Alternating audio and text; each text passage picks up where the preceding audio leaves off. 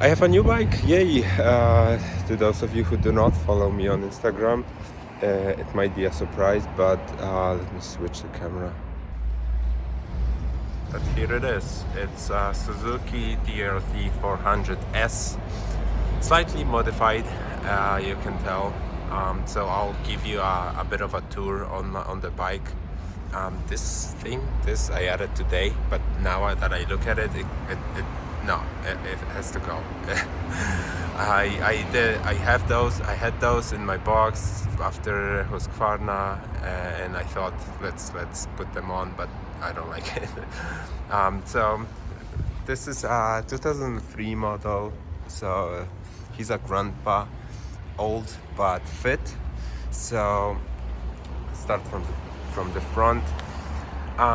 Nothing fancy in here, but the suspension. So the suspension, it got completely redone.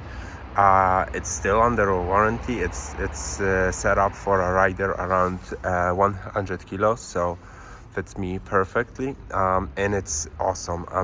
Husqvarna, it was a beast. It was turbo light, super light, ultra light even, 110 kilos. This one is a bit heavier, but this works like magic, the suspension.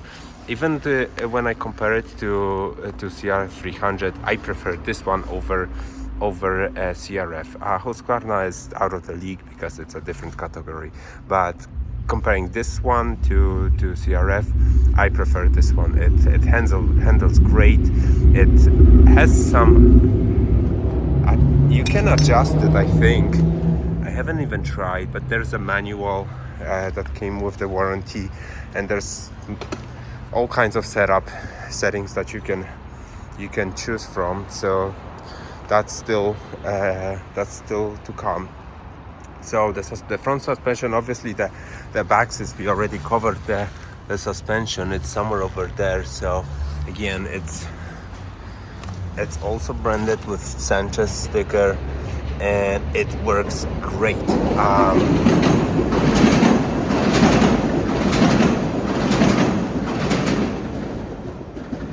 Okay, so yeah, moving on. Clearly, the lamp is not a factory one. It's a tower made by LS ADV from Czechia. Fun fact, it's no longer Czech Republic, it's Czechia. Since 2016 they changed the name. So for those of you who maybe missed that fact, I discovered that a month ago, that's why I know. So this is the tower with only one headlamp. I haven't even tried it. I haven't tried to ride it after sunset, but it probably works just fine. And the control panel, it's not a lot. I think there's a potential to squeeze more things in here.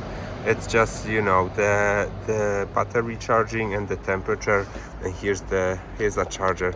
I think I will switch that to an USB one. I don't have anything that could fit here that's not a USB charged, so this is something for me to think about. And yeah, and I appreciate the fact that you can stick a camera in here. Nothing else. To those of you who are new to Suzuki DRZ, this is the factory speedometer.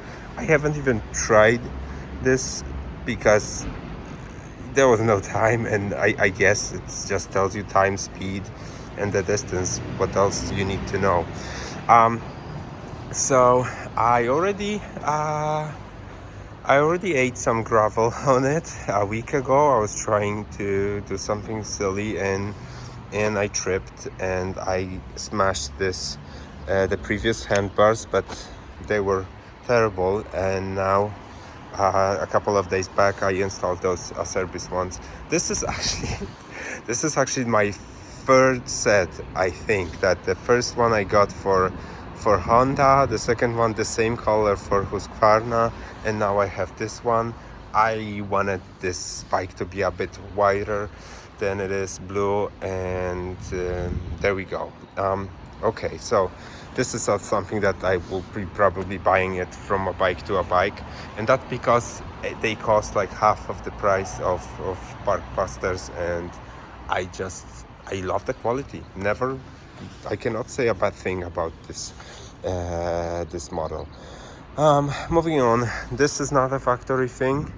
Something new to me, that this is actually very flexible, and if you pull it, it will go out, because it's like, it's like attached to a screw that's inside this rubber. So even if you fall, this will just come out.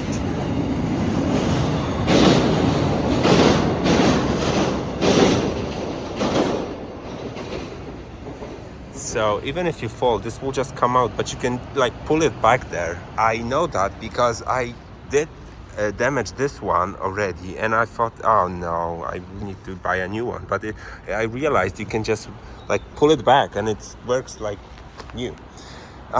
So yeah, the handlebar is clearly not a stock one. I don't know what that is. Maybe it is a rental, who knows. There's this support here, which I really appreciate. I always wanted to have this, never got one, so I have it now. The handlebar is raised. I don't know how much. I'd say like 4 centimeters maybe. Still not enough. I would add a one, but replacing this just for 1 centimeter, maybe not at this time point. Maybe I will rethink that. I still haven't had a chance to adjust this to my height, so maybe there is some room for improvement there. What else? This I will be replacing. Clearly they are used. Thinking about replacing these to get a smaller levers, nothing wrong with those, but I think I just want to have it a bit shorter. And the elephant in the room is the tank. It's 28 liters Safari. So let me just so again, DRZ has, I think they never sold DRZ in Europe, and this tank, they had the guy, the previous owner, he got it in Australia, and yeah, because he traveled a lot on this bike, so he wanted to have this long range option available. So there you go. For me, it's a bit too big.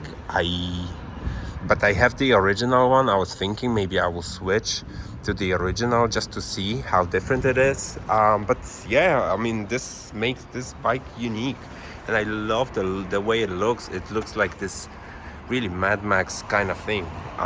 With the tower, it looks perfect. I think that this is exactly the type of bike that I wanted to get. So I was thinking about getting a Honda XR 400. But it's even more difficult to find one in Poland.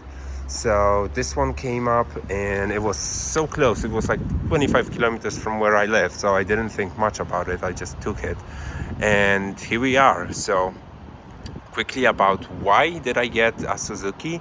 So as I said, I sold Husqvarna because I love that bike. It was crazy. I could do wheelies with no skills, because it's just you just whisper to this bike, I want to do a wheelie, and it does a wheelie. So that was great, but it was too hardcore. I don't ride. I'm not racing, so not for me. You have to practice a lot. You have to have some skills that I don't have. I was trying to get it, but yeah, I'm glad that I tried, but it's not a bike. It was not a bike for me, and the maintenance on it.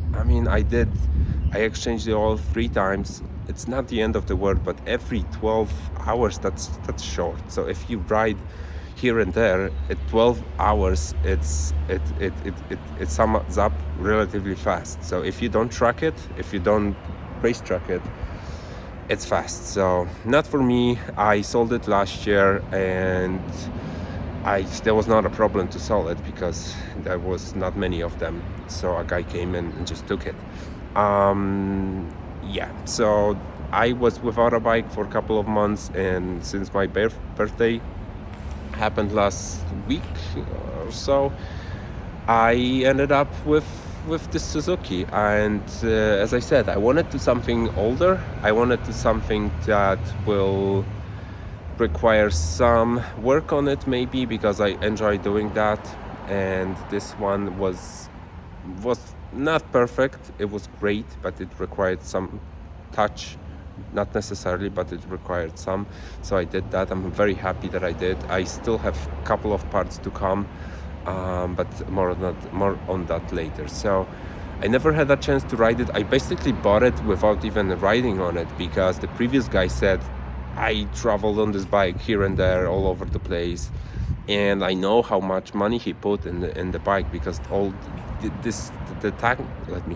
So just the tank, I think it's like $800 plus shipping. So it's a lot of money. The tower is a couple of hundred euros as well. So yeah, there's a lot of money invested in this bike. And the suspension, as I said, the suspension is doing the job. It also has this, because it's a carbureted one, not perfect for me, but it's been a long time since I had one without the injection. So it has some mods in it that add some power. I cannot say how was it before it, or how is it without it, because I've never tried a different DRZ. So it has that. What else did the guy did? So he replaced the exhaust. I'm not sure if this is the stock one, but he did that because this one is so much quieter, and he wanted to have it a bit more incognito. So I fully get that. I don't know if this is stock, but it looks okay. Those pegs are a bit wider. It looks like AliExpress to me. I repainted the wheels, rims, black. This is the only color that I accept on motorcycles, other than the gold, but gold was not an option, so I painted it black. What else? So it came also with this luggage racks that I took out, because I don't travel with a luggage now, so I thought that maybe I don't want it. And this one is not stock, so I appreciate having something that you can attach things on, and yeah, I didn't have that on Husqvarna, and now I do. So this, unfortunately, this doesn't work, so I will have to somehow cut it out and or whatever, replace it, because it's good to have these type of locks in an emergency situations. I ordered a tail tidy. This one is not the worst. Maybe it is a stock, but still a bit too long. I wanted this to end like here. I repainted this side plastics. They were partially black. I didn't like that, so now I have them white. So the general theme is white, blue, and with some dark accents. I need to replace this. I don't like this. I don't know. This just doesn't look good.